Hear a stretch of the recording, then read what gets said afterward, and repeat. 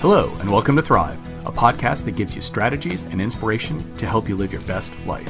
Learn from us, two cancer survivors, as we show you how we don't just survive, but thrive. Hi, I'm Garth Callaghan. I'm a 5-time cancer survivor, but more importantly, I'm the original napkin notes dad. I've been writing notes to my daughter Emma and sticking them into her lunch ever since kindergarten. I'm Dara Kurtz. I'm a wife, a mom, and a cancer thriver. I'm also the author of Crush Cancer and the creator of the Crush Cancer online 10-module course. Check it out on my website at crazyperfectlife.com. Oh yeah, I suppose I should say, hey, go check out napkinnotesdad.com too. I always forget to do that. I'm such a bad self-promoter. That's okay. So let's start over. No. We won't start over. This is part of the charm, right? That we are just regular people. I don't know. I don't know how charming that is. Okay, well, we have a really great show for you today. Although both Dara and I are very new to podcasting, we are not new, unfortunately, to being cancer patients. And I think one of the struggles that most cancer patients and therefore their caregivers experience is, how do you eat while you're in treatment? And there are so many things that can impact your appetite, your sense of taste, how you perceive food. Some of it's physical, and I will admit for myself, some of it is also psychological. So we have come up with a list of tips and tricks, and we're just going to go through the list and share our thoughts and ideas on it, and hopefully you can take some of these tips and tricks and apply them to how you can eat during your own course of treatment. Now, I will say, Dara and I have very different viewpoints on nutrition at this point. We are at different stages in our lives. So nutrition is going to be a completely separate podcast, probably 2 or 3 episodes from now. So check back and listen to that one. Today, we're just going to be talking about food and how you can eat. Yeah, because when you're going through treatment, a lot of times while getting the best nutrition you can get is very important, a lot of times it's just really, focusing on calorie intake and trying to help yourself find something that you can even eat.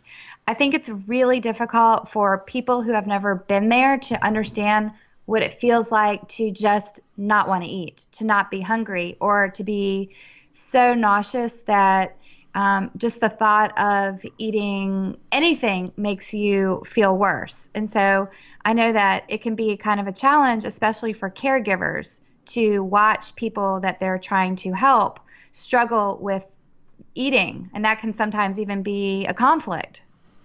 You're absolutely right. I think one of the biggest issues that Lisa has in our home right now is she feels like she perpetually has to ask me, have I eaten? And she is absolutely stressed over whether or not I've eaten enough for the day. And what's the answer usually when she says that? Garth, have you eaten? Well, at this point, I will say it's better than 50-50. The answer is yes. But admittedly... You're just not hungry? I mean, is that why, or do you forget? Yes, to both, right? So because I don't get those hunger signals, my stomach isn't telling my brain, hey, feed me. I may kind of absentmindedly go past a mealtime. And that's a challenge. And I think the bigger challenge in that is once you get in the habit of skipping foods inadvertently, it's really hard to get back into regular eating. And you know what happens? It's kind of like a cycle that isn't helpful, because let's just say you're nauseous, you don't feel good, so you skip a meal. Well, guess what? When you skip a meal or you don't eat a snack, that makes you feel worse. And then you have trouble eating because you haven't been eating. And it just is kind of a cycle that's hard to get out of. So the number one thing I would recommend is try to stay on a food schedule.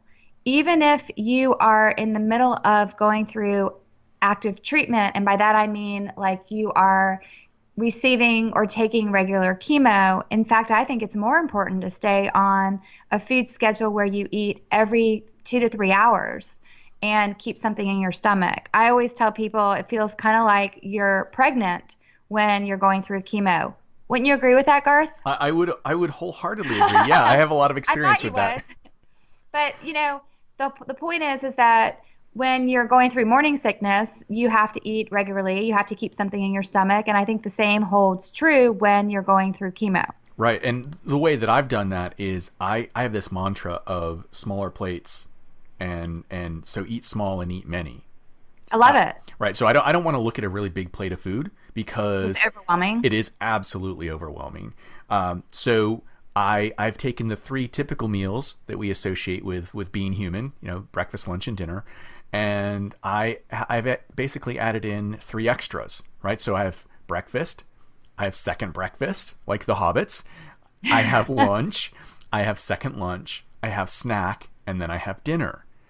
And sometimes I even break up dinner into two separate meals.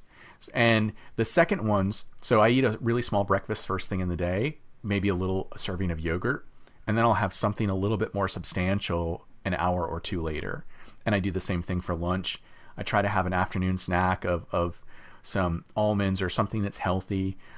And last night for dinner, as an example, I was overwhelmed with the size of my portions that I had put out for myself. And so I ate some chicken, and then I stopped with that. And then I waited a half an hour and I ate the serving of carrots and celery that I had cut up for myself. And that was just a way for me to make my meal smaller and not feel overwhelmed. And sometimes when I feel overwhelmed, my choice is to not eat, which is not the best choice. But I like what you're doing, which is you're listening to your body and you are intentionally committing to eating 6 times a day. And I actually always eat something before I go to sleep also. So, I mean, that's a good time to eat an extra snack as well. But I Yeah, can't, I do that too because I take my treatment typically before I go to bed. And if I can stay awake long enough afterwards to put something small in my stomach, I know that my nausea level will be lower. yeah, and you'll probably sleep better because you'll have something in your tummy, Sleeping, that's a whole nother right? podcast Okay. topic. Yeah. So, my first tip is cold food. I actually think that I should open up a store called Cold Foods. I don't know if I would get sued for that, for trademark infringement, but I have found that hot foods, especially foods that might have been cooked with any type of oil, they have a very strong smell to me, and it makes me sick to smell that. And so colder foods, sushi, raw cut up fruits and vegetables, things like that work much better for me. And it's because the sense of smell that they have is much smaller. So that odor that you would typically associate with a hot cooked food, you don't have. And because I'm not getting nauseated because of the smell, I'm able to eat the food much more easily. And I think that that's a really big thing to consider, that your sense of smell is closely tied to your sense of taste. Absolutely. Now, are you incorporating smoothies and green juices as well in that category? I would incorporate that into the category. I'm not good. I will fully admit, and Dara, you know this. I'm not really good with smoothies and green juices yet. It's something I'm working on, but there were days that I wasn't eating well at all, and Lisa would run out and grab me a smoothie from somewhere, and the smoothie just works because Yeah, because you can get a lot of food in something that looks like a drink. right, absolutely, and sometimes drinking your nutrition is important. I don't think it even matters how you get your nutrition as long as you are getting it some way. Another thing that's very important is just drinking a lot of fluids when you're going through chemo. When I first started getting chemo and I did 8 rounds, it's been a little bit over 4 years, but I didn't really think about the fact that I needed to be drinking to kind of flush it all out of my system because I thought, you know what? I actually want that chemo to kind of hang out my body for a long time. That was actually wrong. You don't want that. You want to get the chemo and you want to flush it all out of your system and you want to drink a lot. And so I would encourage anyone going through any kind of chemo plan right now to make sure you're drinking a lot of fluids, flush that out of your system. And it's also really important to stay hydrated. I love that you brought that up because that's actually on one of my list of tips as well. And for me, I have a really strong metallic taste in my mouth from time to time. water exacerbates that. And so drinking plain water for me is sometimes really tough. And for those of you who might be new to the podcast, I take daily chemo. So I've been taking a daily chemo now for over 4 years. So I don't necessarily get that break. And my sense of taste is always kind of whacked out. The solution that I found for water is to either drink it super cold, but then I get a cold headache, right? So I have to avoid that. Or to use, I have a fruit infuser, right? So I have a standard water bottle, and there's an infuser that attaches to the bottom of the lid, and I cut up a couple of strawberries or a lime or something to that effect, and put that in the refrigerator for the next day. And so that water has a slight, very slight fruit flavor, and it almost negates the metallic flavor that I would normally associate with water. And it's a really good way for me to get that hydration that I need. That's such a great point. And this time of year, especially, like who doesn't want to eat or drink fruit infused water? It just kind of makes it more special. No, it really does. And I think, frankly, I wish that I had seized on that idea years ago, because I think that I have been perpetually dehydrated during the course of my treatment, which is just, it's harmful for your body. And, it's a great solution. Do you keep track of how much water you drink in a day? For example, do you have like a swell bottle or a big water and you think, okay, I have to drink 3 of these a day? Or do you just not, just kind of make sure that you're getting a drink every time you get a snack? Yeah, I don't pay that close attention. I saw this water bottle that kind of had like some Bluetooth chip in it or something. It would talk to Yeah, your I've phone. seen that. I've seen that. And I'm a geek. I would love something like that. And I thought, oh, that's a little bit too much. And not to be overly open, but I pay attention to my hydration from the other side.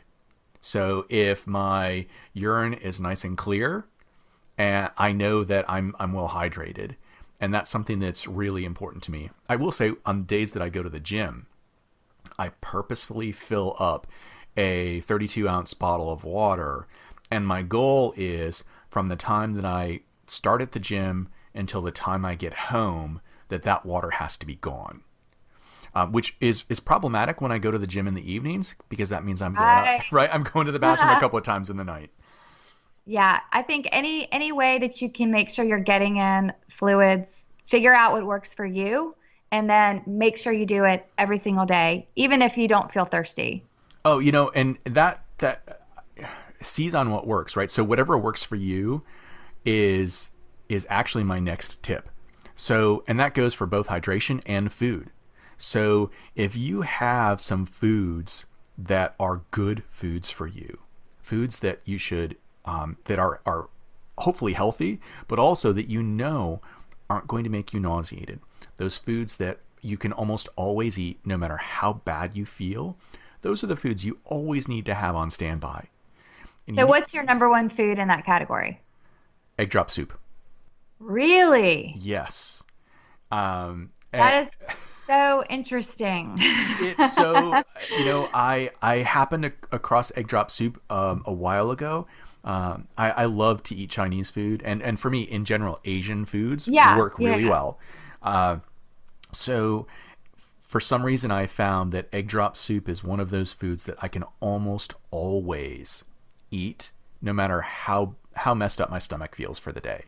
And it's gotten to the point where the Chinese food store around the corner from us, I walk in and it's like Norm walking into Cheers. Like, hey, Garth's back. I feel like you just have these places throughout your neighborhood or your community or whatever, that's like, we know your coffee order, we know your soup order, we know what you buy at Costco. I mean, that's really nice. I love it. Yeah, well, so in one time I was in the mood for something else, and I had called in and I said, oh yeah, can I have some steamed white rice and hot and sour soup? And I walked in, and they were so confused. Oh yeah, the person behind the counter looked around and she looked at me and she said, wait, no egg drop soup today? Is this your order? And she was really out of sorts after that.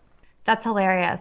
What happened to me about, because the reason I sort of reacted that way is the first time I got chemo, the very first time I had it and I left and I was fine. And, I always say now, never go to your favorite restaurant after you have chemo. Just don't do it. People had told me that, and I was like, oh, I'm fine, blah, blah, blah. Well, we went and I got soup, and it was similar to egg drop soup. And I was fine. I really felt good. I had it, but later on that evening, I started not feeling so good.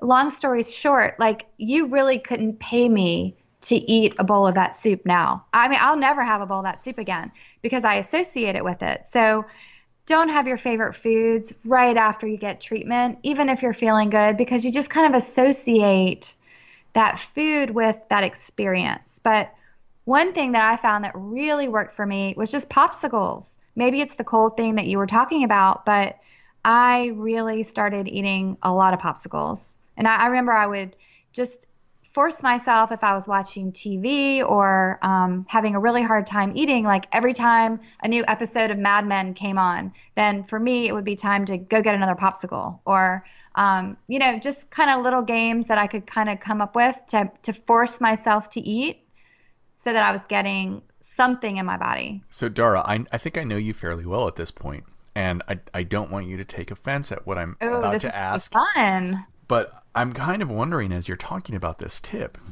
Yes. were the popsicles that you had like the popsicles you buy at the freezer at Kroger, or were they like the organic lemonade basil homemade popsicles that are healthy? I'm glad you asked that, Garth. When I was just trying to get through the hour, it wasn't really as important as what ingredients were in the popsicles.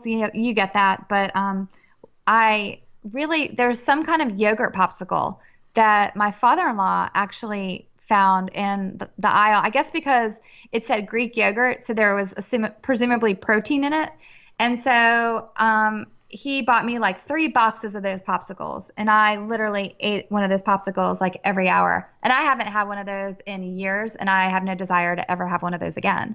But because I associate that popsicle with that time. But the point is, find something that works for you. Figure out a food that you can go to, even when you don't feel good, when you know you need to eat, and force yourself to eat. Well, and I think one of the things that you've kind of touched on is you have this association now with some types of foods within your treatment program that you don't necessarily want to go back to today.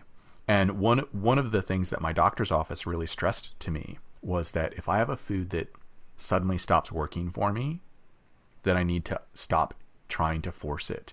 So I grew up, and for some reason I loved peanut butter. I don't know what it was about peanut butter, but I can honestly say that my entire high school career, I had peanut butter and jelly sandwiches every day for lunch.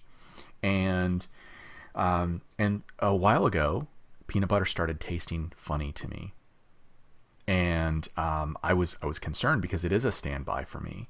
And I remembered what my doctor said, and he didn't want my brain to associate peanut butter with something that I didn't like. And so I waited 6 or 8 months, tried it again, and the taste had returned. Right, it Oh, that's tasted good. right. It tasted good to me again. So if you are struggling with a food that you typically associate with something that's delicious to you, and it's not working for you, stop it. Don't try to force it. You really want to Yeah, miss that. that is such a great point. I love that. Other foods that really worked for me when I was going through all that, baked potato, plain baked potato worked really well. For some reason, black beans worked really well. I was just like really craving black beans. Every single day that I would receive treatment, I would eat just a scrambled egg with a piece of toast and cheese. That was kind of like my after treatment go-to meal because it was light and it was substantial, and I don't know, it worked for me. Yeah, and I think for me the basic food that works for me right now are it's bagels and cream cheese, right? So there's something about if I need substance, if I need some volume in my stomach, I can almost always pop a half a bagel with whipped cream cheese on the top, and it almost always works. So you have to have those standbys. And I think one of the things that I experience, and Dara, I don't know if you've experienced this, is I have decision paralysis when it comes to food. So if I open up the refrigerator or I open up the pantry and I know that it's time to eat, and I have to eat then, if I can't quickly ascertain something that's good for me, I can't make a decision on the other things, right? So I'm staring at the refrigerator and I know that I want whatever, and I can't see it, then I might actually choose to walk away rather than try to decide on something else. So you want to make sure that you have those standbys handy and that you don't eat the things that don't taste good, but do whatever you can to avoid that decision paralysis. You probably do that because you're not really hungry to start off with. And so if you can't find something that sort of tempts your tummy, then you're just kind of like, oh, whatever. I don't, it's just not worth it. I'm just going to go on about my day. But see, then you've got to stay on that schedule because you're going to feel better if you eat. Just like what we talked about earlier, eating every few hours is really going to ensure that you are giving yourself the food that you need to help yourself feel the best you can feel. Absolutely. And one thing that I do that is, I think it's really weird. I haven't heard. I mean, it's not that You weird. do something weird? It's Shocking. It's not that weird. I mean, it's not completely off the wall crazy, but I am, in order to help combat that metallic flavor that I have in my mouth, I'm a real stickler for having plastic utensils or chopsticks handy because That's not weird at all. well, good. Actually, I mean, that's 100% not weird. That is Good. actually really smart. Well, and so there are things that I absolutely don't eat with metal spoons or metal forks. Yogurt is a great example. I don't know what it is in yogurt, but yogurt combined with a metal spoon for me is just, it's bad. So I have to make sure that we have a spoon or two handy that I can eat yogurt every day. And I know, Dara, you joke on me. In fact, you joked on me in one of the last podcasts we did. I always have a supply of lemon heads, and it's the same thing. Lemon heads. If I pop one in my mouth when I'm having a really strong attack for the metallic taste, it almost always gets rid of it.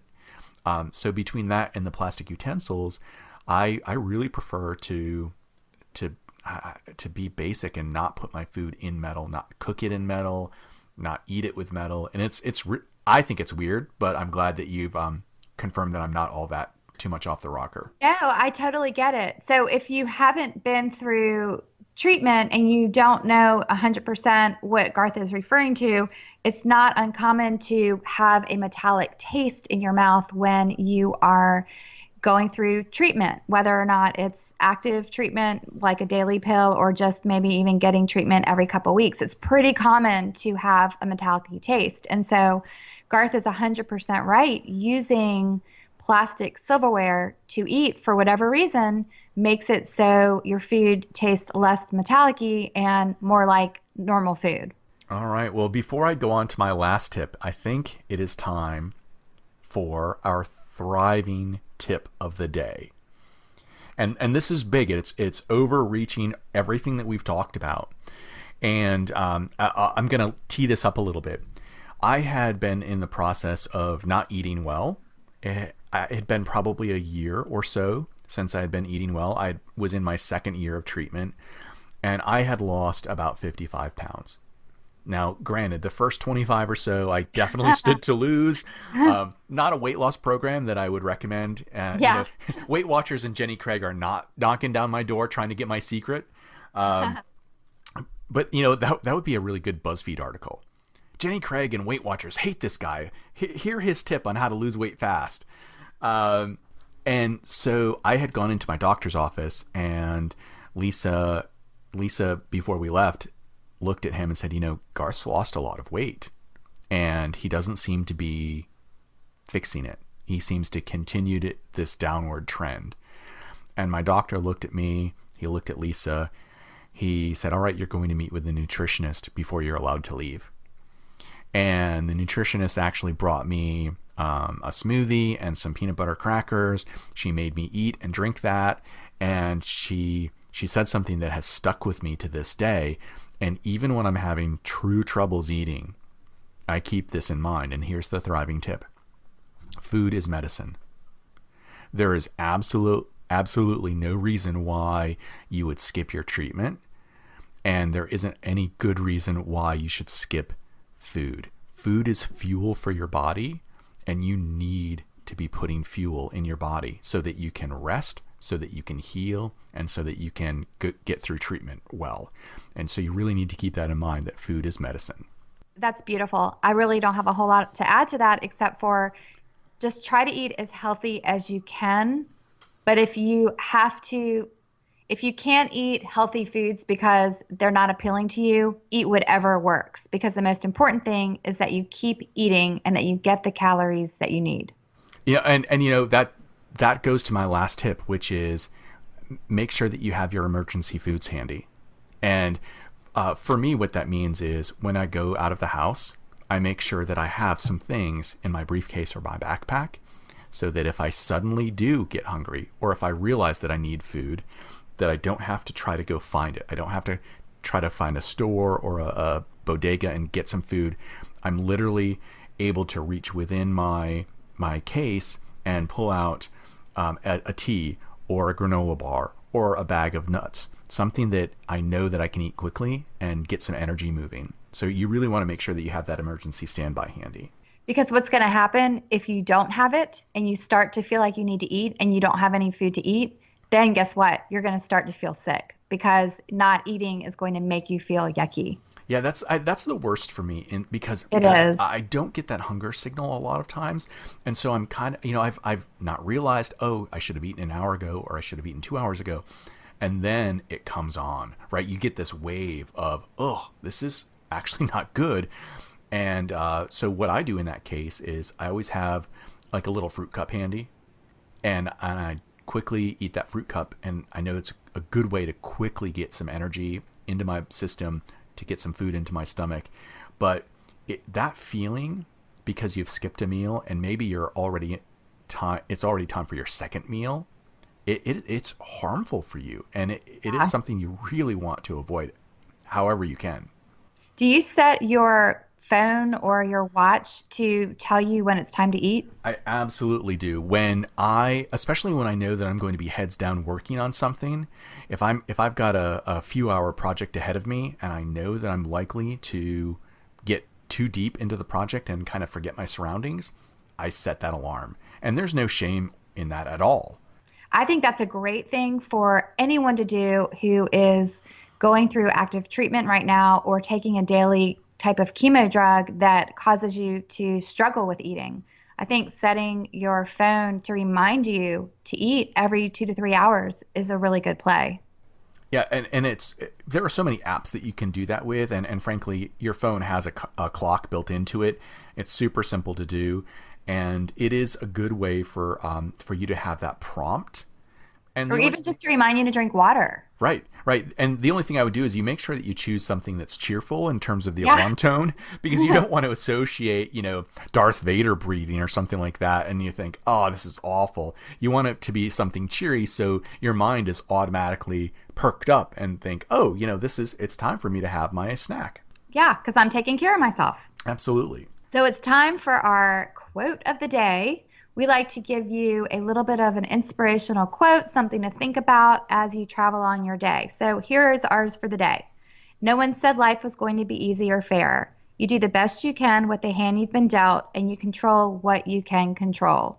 And so the takeaway today, hopefully, is that you understand that look, you didn't ask for cancer. You don't want to be in this situation. You don't want to be dealing with what you're dealing with, but you are. And so we want to help you navigate these waters the best you can. And one of the ways that you do that is by actively deciding to control what you can control and taking care of yourself with regards to the food that you put into your body and the nutrients that you give yourself. That is definitely something that you have control over that can make a huge difference in how you go forward. I love that. I think that's fantastic. You know, again, Dara and I are fairly new to podcasting, and one of the things that we actively encourage you to do is to submit questions to us. We want to engage with our audience a little bit more. So if you have a question, a burning question that Dara or I should be answering, go to napkinnotesdad.com/podcastq, and you can submit a question there. If we pick your question and use it during a podcast, we will send you a token of gratitude, and we really look forward to answering your questions. So keep that in mind and share the podcast with your friends. I am Garth Callaghan, the Napkin Notes Dad. You can find me at my website, napkinnotesdad.com. And thank you very much for listening. And I'm Dara Kurtz from crazyperfectlife.com. Have a great day. We'll see you next time. Thanks for listening. Thrive is created by Dara Kurtz of Crazy Perfect Life and Garth Callaghan, the Napkin Notes Dad, with the hope that we help you develop motivation and inspiration to make your life remarkable. It would mean so much to us if you shared this with your friends and family and left us a review on iTunes. Remember, you deserve to thrive.